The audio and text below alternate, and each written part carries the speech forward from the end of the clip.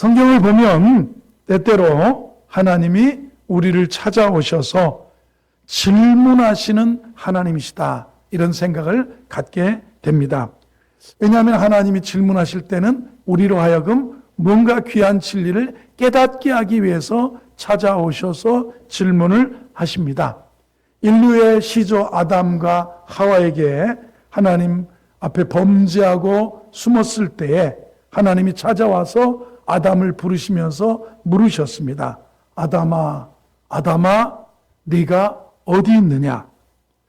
하나님은 아담이 어디 있는지 몰라서 물으신 게 아니라 아담이 회개하게 하시기 위해서, 아담이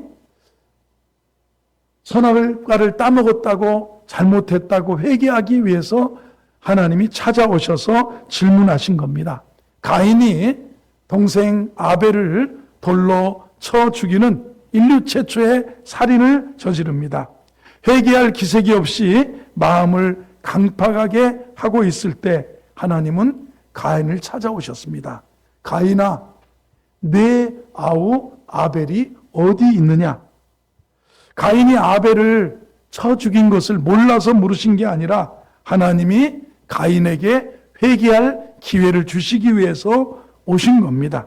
그러나 가인은 회개하지 않습니다. 멸망의 길을 선택하고 만다는 겁니다.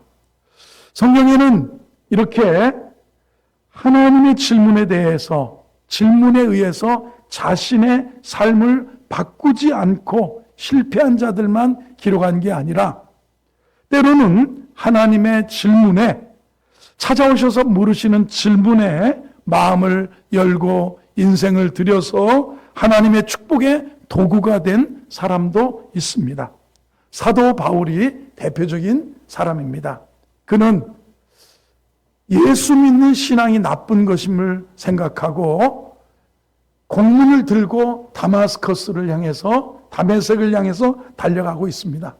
그때 하늘에서 빛이 비춰서 자기 눈이 갑자기 큰 빛에 의해서 잠시 보이지 않습니다. 그리고 하늘에서 음성이 들립니다. 사울아, 사울아, 누구십니까? 나는 네가 핍박하는 예수다. 가시체를 뒷발질하는 게 쉽더냐? 이렇게 묻습니다. 어째서 나를 핍박하느냐? 이렇게 묻습니다. 누구십니까? 나는 네가 핍박하는 예수다. 가시체를, 네 가시가 있는데 네 뒤꿈치로 가시를 차는 게 쉽더냐? 그러면서 그날 사울은 꼬꾸라지고 회개하고 하나님 앞에 엎드리면서 바울로 변화되는 것을 볼 수가 있습니다. 오늘 본문에도 몇 가지 질문이 등장합니다. 어찌하여 이렇게 무서워하느냐? 40절에 보면 질문입니다. 어째서 이렇게 무서워하느냐? 너희가 어찌 믿음이 없느냐? 이렇게 질문합니다. 오늘 본문의 질문에서 무엇을 배울 수 있을까? 우리에게 깨우쳐 주시기 위해서 주님의 이 던지시는 질문에 어떤 반응을 보여야 될 것인가? 우리가 지난주까지 주께서는 제자들을 또 사람들을 가르치시면서 4가지의 천국 비유를 통해서 진리를 가르치셨습니다. 4종류의 마음밭이 있다.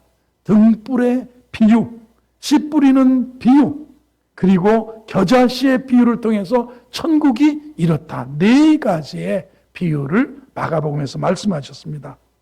그런데 오늘 본문서부터 다음 장까지 이어지는 데는 4가지의 기적이 있습니다.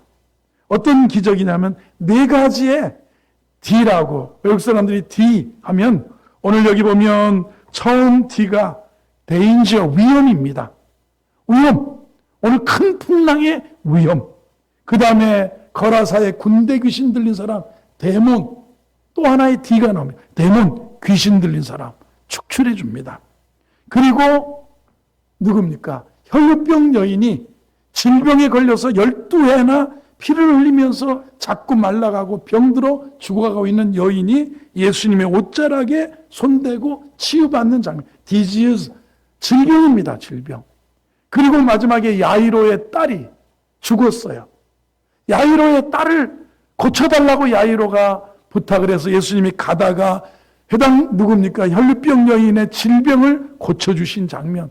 그리고 네 번째 죽음. 야이로의 딸이 죽었을 때 소녀야 일어나라 달리다금 하면서 죽음에서 주님이 죽음을 이기게 하시는 그런 장면. 데스, 죽음입니다. 그래서 네 가지의 D, 그죠? 오늘은 데인저, 위험을 당할 때 우리의 믿음이 발동되어야 되는데 오늘 주님이 40절을 한번 보세요. 40절을 띄워주세요. 40절에 이에 제자들에게 이르시되 어찌하여 이렇게 무서워하느냐? 너희가 어찌 믿음이 없느냐? 두 가지 질문합니다.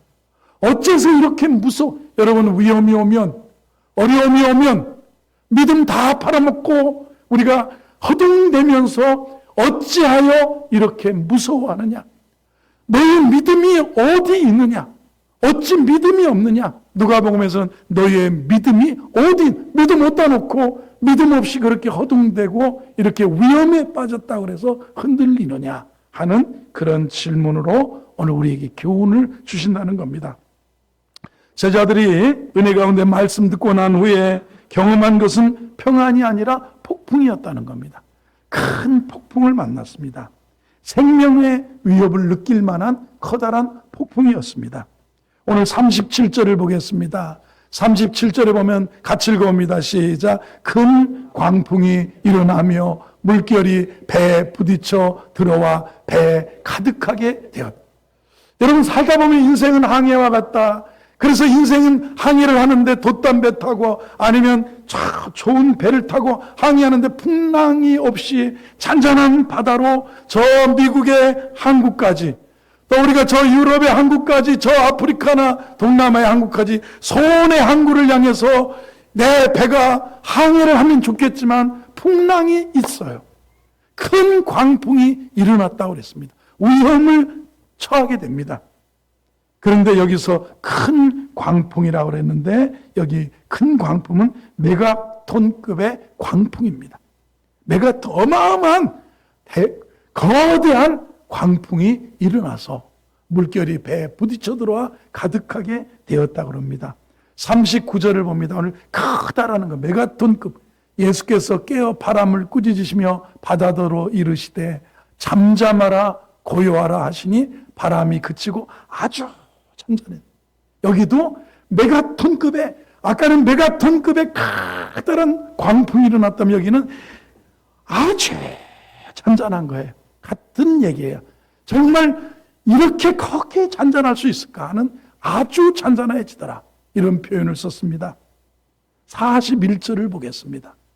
그들이 심히 두려워하여 서로 말하되 그가 누구이기에 바람과 바다도 순종. 심히 두려워했다.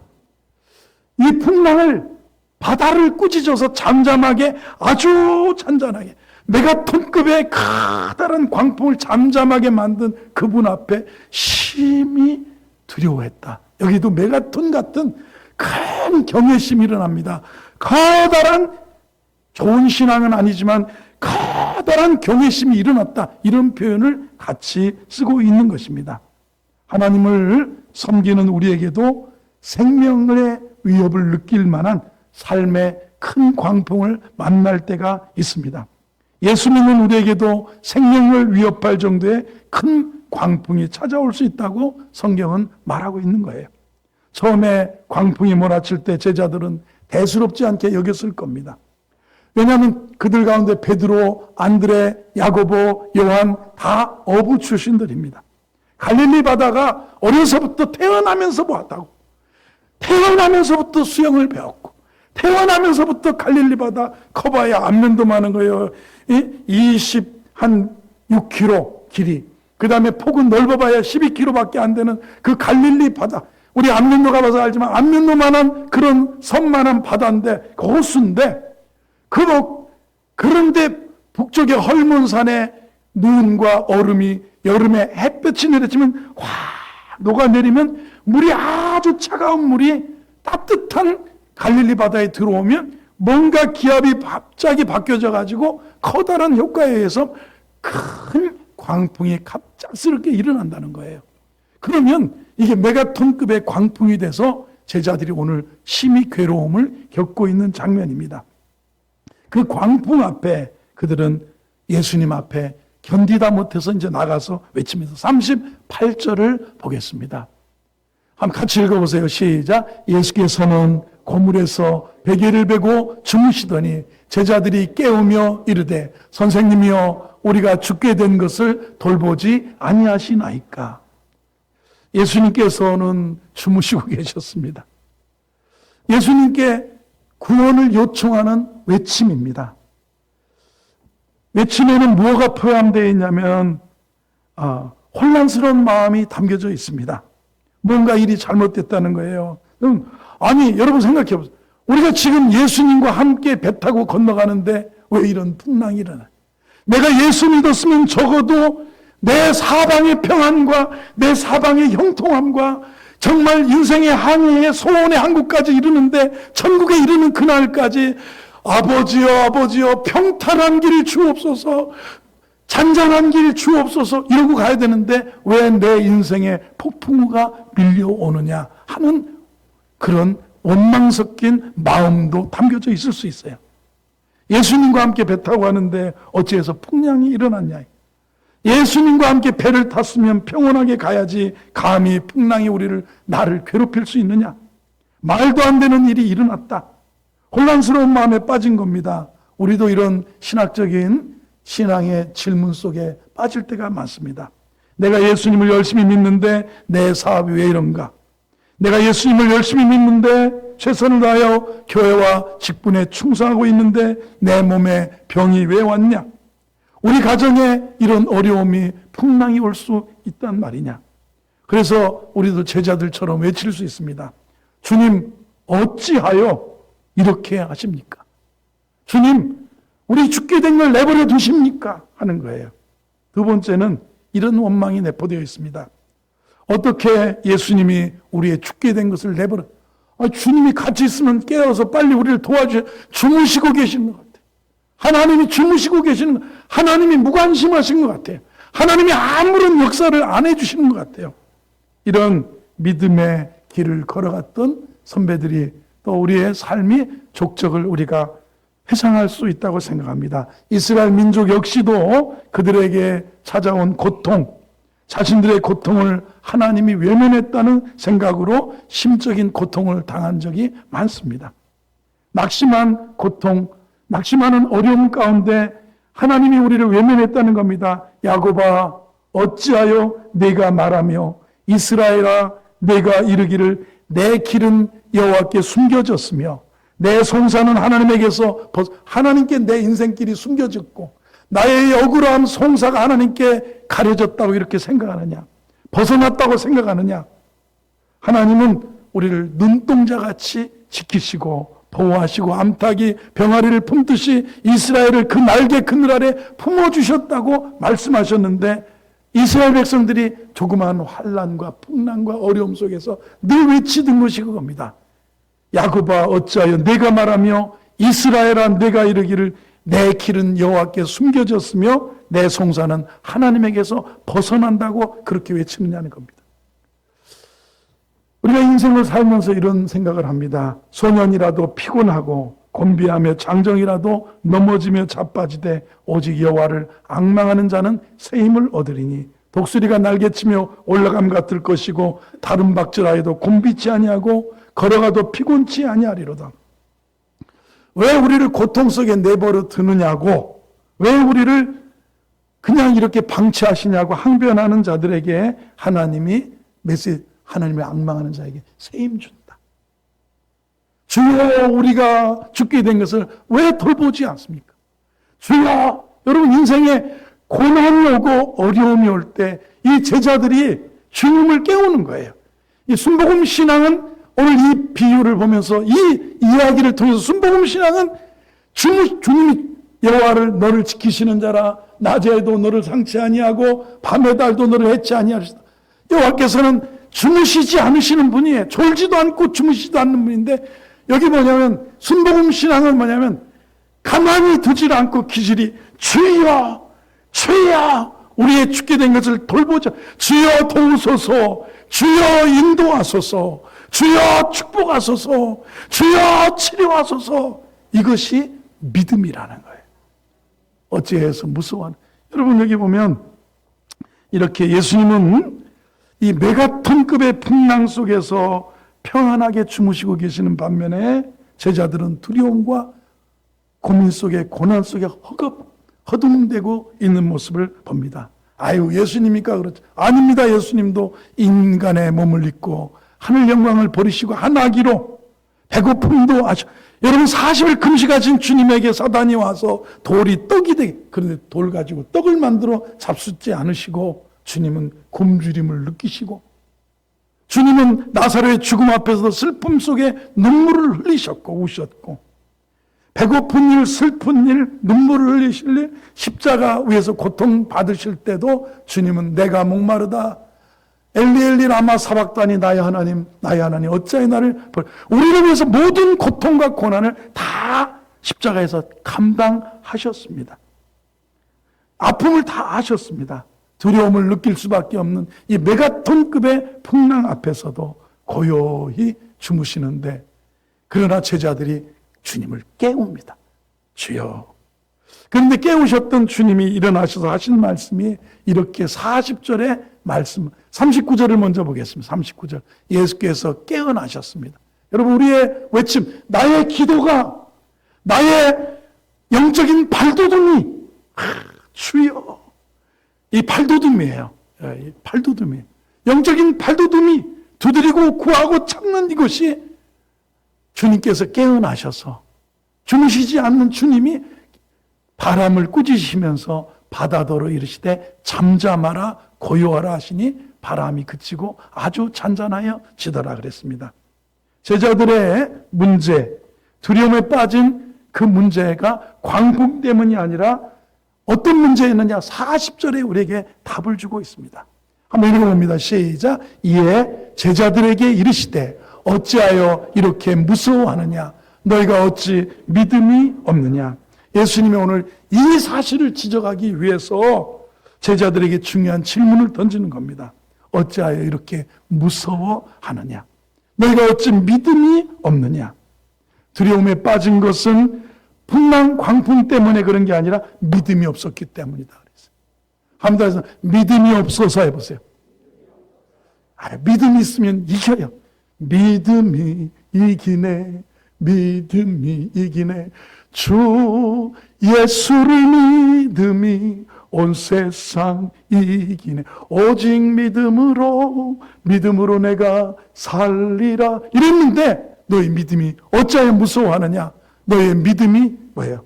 어째서 이러냐? 믿음이 없느냐? 그랬는데 누가복음에서는 너의 믿음이 어디 있느냐? 권사님 믿음 어디 있어요? 다 팔아먹었어요. 장로님이 어떻게 그렇게 말하세요? 목사님이 어떻게 믿음이 없어서. 제가 군대 제대하고 우리 이경희 은퇴하신 전도사님하고 또 이우순 집사님하고 부산에 이제 개척교회를 했습니다. 너무너무 피를 말리는 거예요. 그죠? 아무런 멤버도 없이 셋이 가가지고 개척하는데 진짜요. 제가 이 캐나다로 갈 때 집사님 7명에 학생이 15명에 이렇게 이제 1년 정도 이렇게 됐는데 답답하고 그래서 어느 분한테 전화를 하면 아유 전도사님 믿음을 가지세요. 전도사님 기도하세요. 세상에 사람을 의지하면 전도사이고 한 교회 담임 사역자인 저에게 책망하는 겁니다. 믿음을 가지세요. 기도하세요. 사람 어렵다 그러면 여러분 처음에 장로님이 아이고 권사님 아프셔서 안 됐어. 그런데 조금 지나면 어떻게 하는지 아십니까? 권사님 믿음 어디다 팔아잡수셨니? 이 결론적으로 세게 말하면 이렇게 해요. 너의 믿음이 어디 있느냐? 어찌 믿음이 없느냐? 어찌하여 이렇게 무서워하십니까? 이 위험 앞에 우리는 믿음의 문제라는 걸 지적하시는 거예요. 믿음이 이기는 거예요. 예수님을 통해 이 땅에 찾아온 하나님 나라를 믿는 게 믿음이에요. 예수님이 우리의 구세주와 주님 되심을 믿는 거예요. 하나님 나라를 경험했던 제자들이 잠시 풍랑으로 인해서 큰 두려움에 빠졌습니다. 원망에 빠졌습니다. 이유는 단 한 가지, 믿음이 없었기 때문에. 없어졌어요. 내게 닥친 풍랑이 너무 크기 때문이 아니라 믿음이 작아졌기 때문에. 믿음으로.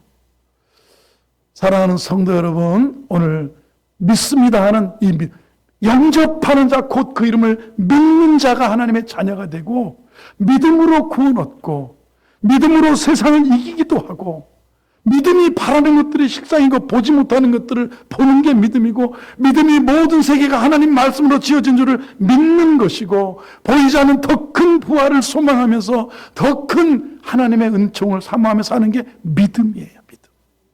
믿음. 너의 믿음이 어디 있느냐? 어찌하여 믿음이 없느냐? 어찌하여 이렇게 무서워하느냐? 이 말씀을 하시는 겁니다. 41절을 보겠습니다. 이렇게 이제 그들이 심히 두려워하여 서로 말하되 그가 누구이기에 바람과 바다도 순종하는가? 예수님이 누구십니까? 예수님은 하나님의 창조에 동참하셨던 하나님의 삼일체 되시는 하나님이십니다. 천지와 우주와 만물을 창조하셨고, 그리고 보존하시고 다스리시고 운영하시고 역사하시고 통치하시는 하나님이셔요. 우리가 믿는 주님은 바람과 바다를 만드신 분, 우주를 만드신 분, 자연 법칙을 만드시고 자연 법칙을 지금도 운영하시는 분이에요. 오늘 본문을 받아들인다면, 하나님을 향한 믿음 가지고 남은 인생을 살아간다면 우리 인생은 달라질 거라는 믿음. 여러분, 믿음으로 사시는 은혜가 있기를 바랍니다. 그래요. 이 예수님처럼 천지와 우주와 만물을 만드신 하나님을 믿는 믿음이 있다면 제자들과 같이 두려워하지 않고 원망하는 것이 아니라 예수님과 같이 평안한 반응을 보일 거라는 겁니다. 이 믿음의 차이는 대단히 커서 우리 인생을 바꿔 놓는다는 겁니다. 사랑하는 성도들에게 정말 오늘 여기 40절 같은 이런 질문에 믿음으로 응답하는 은혜가, 같이 읽어봅니다. 시작. 40절 시작. 이에 제자들에게 이르시되 어찌하여 이렇게 무서워하느냐? 너희 어찌 믿음이 없느냐? 믿음의 문제입니다. 주님이 이 위험에 있을 때 주님이 질문하십니다. 어찌하여 이렇게 무서워하느냐? 너희가 어찌 믿음이 없느냐? 누가복음에서는 너의 믿음이 어디 있느냐? 믿음이 어디 있습니까? 책망. 세상은 우리를 믿음이 있는가? 그리고요, 주님의 제자들이 어떻게 폭풍을 만나게 됐는가 하면 35절에 주님이 그쪽으로 데리고 가셨어요. 35절 말씀에 그날 저물 때 제자들에게 이르시되 우리가 저편으로 건너가자 하셨습니다. 예수님 때문입니다. 저편으로 건너가자. 제자들을 폭풍 가운데로 데리고 가십니다. 예수님이 제자들을 폭풍 가운데 데리고 가신 이유는 믿음의 상태를 보여주기 위한 거라고 봅니다. 예수님께 대한 믿음이 부족한 제자들의 상태를 보여주시면서 이 땅을 사는 동안 진정으로 필요한 것이 천지를 지으신 예수님과 하나님을 믿는 믿음이라는 거예요. 너의 믿음이 어디 있느냐 하면서 어찌하여 무서워하느냐? 그죠? 2000년 전 제자들에게 다가오셔서 저편으로 건너가자고 말씀하신 주님이 오늘도 우리에게 다가와서 인생을 우리가 소원의 항구이지만 저편으로 항해하고 가자고 나와 함께 건너가자 말씀합니다. 지금도 주님은 우리에게 다가오셔서 여러분의 이름을 부르시면서 나와 함께 건너가자. 주님과 함께 가는 게 신앙생활이에요. 예수님과 동행하는 것이, 말씀과 성령님과 동행하는 것이 신앙생활. 나와 함께 건너가자. 인생은 소원의 항구로 갈 때 우리가 주님과 동행하는 것, 믿음 가지고 살아가는 것이에요. 그런데 주님이 데려가시는 곳이 축복의 장소라는 것을 믿으신다면 그것이 풍랑 속이라도 도저히 우리의 지식과 이해의 넓이로는 이해가 안 되더라도 어쩌면 밤하늘의 별과 같지라도 주님은 항상 우리를 좋은 곳으로 인도하신다는 사실을 믿고, 주님을 믿고 그분에게 인생을 맡기면서 믿음 가지고 사시기를 바랍니다. 세상 살면서 위험이 없을 수 없습니다. 어려움이 없을 수 없어요. 그런데 이런 책만, 이런 질문으로 너희 40절 다시 한번 보세요. 40, 이런 모습이면 되겠습니까? 40절. 제자들에게 어찌하여 이렇게 무서워하느냐? 너희가 어찌 믿음이 없느냐? 그런데 우리는 이런 위험과 어려움이 있을 때 우리에게 은혜의 방편을 주셨어요. 38절입니다. 38절에 이런 예수께서는 고물에서 베개를 베고 주무시더니 제자들이 깨우며 기도하는 겁니다. 발돋움하는 겁니다. 주여 부르면서 선생님 우리가 죽게 된 것을 돌보지 않습니다. 주여 돌보소서, 주여 도우소서, 주여 인도하소서. 이것이 믿음이에요. 은혜의 방편입니다. 주님을 깨웠더니 주님이 바람과 파도를 잔잔케 하시면서 오늘 우리들에게 믿음을 도전하고 계십니다.